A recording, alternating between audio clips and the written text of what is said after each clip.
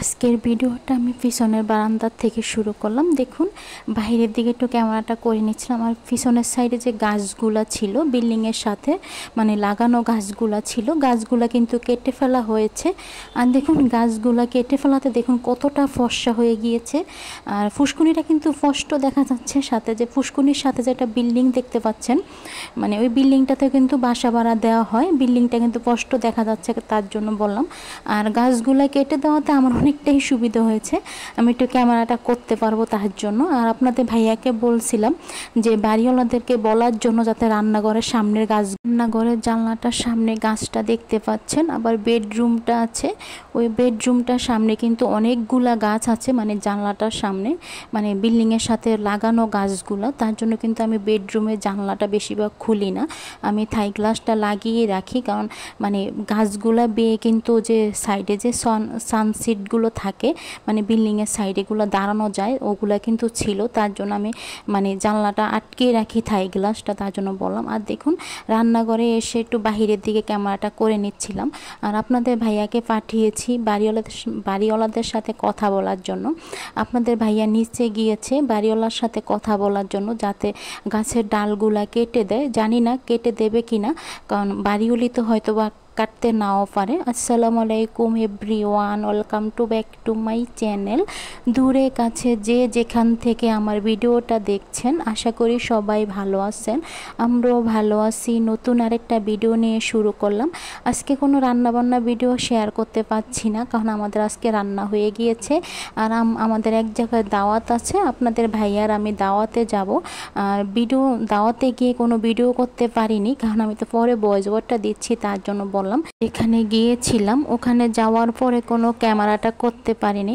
তার জন্য আপনাদের ভাইও নিষেধ করেছিল ক্যামেরা করার জন্য, মানে ক্যামেরা করব যে ওই সুযোগটাই আমি পাইনি, তার জন্য বললাম। সবার সাথে একসাথে ছিলাম, তার জন্য।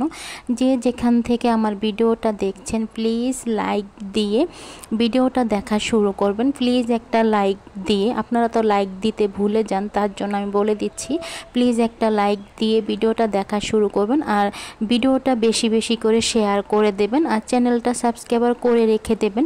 আর যারা অলরেডি আমার চ্যানেলটা সাবস্ক্রাইবার করে দিয়েছেন তাদেরকে অসংখ্য ধন্যবাদ। আমার চ্যানেলটা সাবস্ক্রাইবার করে দিয়ে আমার পাশে থাকার জন্য, আমাকে সাপোর্ট করার জন্য এবং আমাকে ভালোবাসা দেওয়ার জন্য অসংখ্য অসংখ্য ধন্যবাদ সবাইকে। আফুরা, ভাইয়ারা এবং দিদিভাইরা বা দাদাভাইরা সবাইকে অসংখ্য ধন্যবাদ। আরেকটা কথা আপনাদের সাথে শেয়ার করি, এরকমই প্রতিদিনই আমার চ্যানেলে সাবস্ক্রাইবার বাড়ে, 10 জন করে বাড়ে, আবার কখনো দেখা যায় 5 জন আসে বা 6 জন আসে। দেখা গেছে কি সাবস্ক্রাইবার বাড়ার পরে আমি কিন্তু তাদের চ্যানেলগুলোর সাথে সাথে সাবস্ক্রাইবার করে দিচ্ছি না, 24 ঘন্টা পরে কিন্তু তাদের চ্যানেলগুলো সাবস্ক্রাইবার করে দিচ্ছি। আজকে 3-4 দিন ধরে একই টাইমে, মানে দুপুর 3টা, তা না হলে দেখা গেছে 4:30, এই 2 টাইমেই দেখতেছি যে আমি মানে সাবস্ক্রাইবারগুলো কমে যাচ্ছে। মানে যে 4-5 জন আসতেছে তারা কিন্তু দেখা যাচ্ছে আমার সাবস্ক্রাইবারটা উইথড্র করে নিয়ে যাচ্ছে। আমার এটা মাথায় ঢুকছে না, যেহেতু আমি আপনাদের চ্যানেলগুলো সাবস্ক্রাইবার করে দিচ্ছি, তাহলে আপনারা কেন সাবস্ক্রাইবারটা উইথড্র করে নিয়ে যাচ্ছেন? আমি এটা বুঝছি না যে এটা কি কোনো সমস্যা নাকি। আমার আফুরা ভাইয়ারা একটু কমেন্টের মাধ্যমে জানাবেন তো, কেন এই 2 টাইমে আমার সাবস্ক্রাইবারগুলো কেটে নিয়ে যাচ্ছে। মানে দুপুর 3টা, তা নাহলে দেখা যাচ্ছে 4:30টার দিকে এরকম হয়, মানে সাবস্ক্রাইবার কেটে নিয়ে। আপনাদেরকে কাছ থেকে মাঠটা দেখিয়ে দিই, আর আমার যে কি খুশি লাগছে আমি বলে বোঝাতে পারবো না। বিল্ডিংয়ের সাথে যে লাগানো যে গাছগুলা ছিল, গাছগুলা কিন্তু কেটে ফেলা হয়েছে। আর একটা গাছ কিন্তু আছে, এটা কিন্তু দড়ি দিয়ে বাঁধা আছে, যে কোনো মুহূর্তে এটা কিন্তু মানে কেটে ফেলবে, তার জন্য বললাম। আর আপনাদের ভাইয়া নিচে গিয়ে বলেছিল, নিচে বলাতে কিন্তু এই গাছগুলা কেটে দিয়েছে। আর এখন কিন্তু আমি বেডরুমে আছি, মানে বেডরুমটা দিয়ে কিন্তু আমি ক্যামেরাটা করে নিচ্ছি, আমি কিন্তু রান্নাঘর থেকে ক্যামেরাটা করছি না, আপনারা ভালো করে দেখলেই বুঝতে পারবেন। আর দেখুন পুরো মাঠটা কিন্তু দেখা যাচ্ছে, সাথে কিন্তু মানে বিল্ডিংগুলা কিন্তু দেখা যাচ্ছে, মানে এতটা ভালো লাগছিল কি বলবো।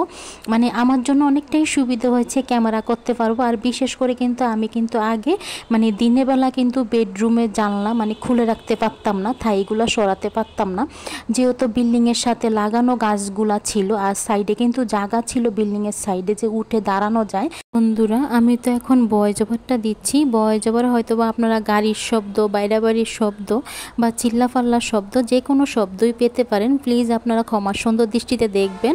আর আমার কথায় যদি কোনো ভুল ত্রুটি হয়ে থাকে তাহলে আপনারা ক্ষমা সুন্দর দৃষ্টিতে দেখবেন আর আমার ভুলটা কমেন্টের মাধ্যমে ধরিয়ে দেবেন, তাহলে আমি শুধরে নেওয়ার চেষ্টা করব আমার ভুলটা। এখানে একটা টাওয়ার আছে, কিন্তু টাওয়ার থাকলে কি হবে, মোবাইলের নেটওয়ার্ক পাওয়া যায় না, অনেকটাই সমস্যাতে পড়তে হয়। তার জন্য বললাম দেখুন টাওয়ারটার সাথে কিন্তু বিল্ডিং হচ্ছে, মানে বিল্ডিংয়ের ছাদ হয়েছে কিন্তু সাইডে সাইডে দেয়াল হয়নি, তার জন্য বললাম।